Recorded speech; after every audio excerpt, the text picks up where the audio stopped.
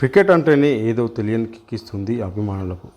League మ్యాచ్ల నుండి మొదలుకొని ప్రపంచ కప్ వరకు పొట్టి ఫార్మేట్ అయినా, ఓడిఐ ఫార్మేట్ అయినా, టెస్ట్ మ్యాచ్ అయినా సరే ఇండియా మ్యాచ్ ఉందంటే టీవీకి అతుక్కోపోయి చూస్తుంటారు. అలాంటిది యూఎస్ఏలో నడుస్తున్న ప్రపంచ టీ20 వరల్డ్ కప్లో ఎలాంటి పండుగ వాతావరణం ఉంటుందనేది మాటల్లో చెప్పలేం. పొట్టి ఫార్మేట్ అంటేనే చివరి బంతి వరకు సాగే ఉత్కంఠమైన పోరు, బాల్కి టెన్షన్ వాతావరణం నెలకొంటుంది. అలాంటిది ప్రపంచ వరల్డ్ కప్లో దహాదుల పోరు అంటే ఎలా ఉంటుంది మాటల్లో చెప్పలేం. టీ20 వరల్డ్ కప్ మ్యాచ్లో ఫైనల్ మ్యాచ్ ఎలా సాగుతుందో లీగ్ స్టేజ్లో దహాదుల పోరు కూడా అలాగే జరుగుతుంది అనడంలో ఏమాత్రం సందేహం లేదు. ఎందుకంటే మ్యాచ్ కోసం ప్రపంచవ్యాప్తంగా ఉన్న అభిమానులు ఎందరో ఎదురు చూస్తుంటారు. ఆ రోజు ఎన్ని పనులున్నప్పటికీ మానుకొని టీవీ ముందే అతుక్కొని ఉంటారు. అలాంటిది ఆ మ్యాచ్ ఆదివారం సాయంత్రం 8 గంటలకు జరగనుంది.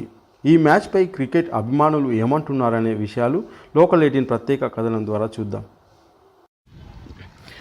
రేపటి ఆదివారం జరిగే ఇండియా పాకిస్తాన్ మ్యాచ్ కోసం కోట్లాది జనము, వాటితో పాటు నేను చాలా ఆసక్తిగా వెయిట్ చేస్తున్నాను. నేను క్రికెట్ వీరాభిమానిని. రేపు ఇండియా పాకిస్తాన్ మీద గెలిచిన వెంటనే 100 కొబ్బరికాయలు పలుకుతాయి. ఇండియా గెలవడం ఖాయం. జీతేగా బాయ్, జీతేగా, జీతేగా బాయ్, జీతేగా. నా పేరు సూర్య. నేను ఇక్కడ రెగ్యులర్గా పీజీ గ్రౌండ్లో క్రికెట్ ఆడతాను. సో ఇప్పుడు రేపు ఆదివారం రోజు 8 గంటలకు క్రికెట్ ఉంది, India versus Pakistan. So India batting lineup బాగుంది, మిడిల్ ఆర్డర్ బాగుంది, బౌలింగ్ కూడా బాగుంది. అట్లనే పాకిస్తాన్ కూడా బ్యాటింగ్ బాగానే ఉంది, కానీ ఇప్పుడు వాళ్ళు ఫామ్లో లేరు.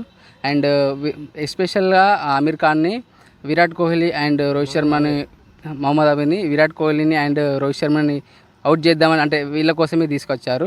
అండ్ వాళ్ళ బౌలింగ్ లైనప్ కూడా చాలా బాగుంది. కానీ మొన్న జరిగిన యూఎస్ఏ మ్యాచ్లో వాళ్ళ ఫామ్ కనబరచలేదు. సో వాళ్ళు ఫామ్లో లేరని వాళ్ళని తక్కువ అంచనా వేయకూడదు, ఎందుకంటే వాళ్ళు 4 బౌలర్లు చాలా చక్కగా బౌలింగ్ చేస్తారు. సో మొన్నటి మ్యాచ్లో ఏదో అలా అయిపోయింది యూఎస్ఏ తోటి, కానీ తక్కువ అంచనా వేయకూడదు.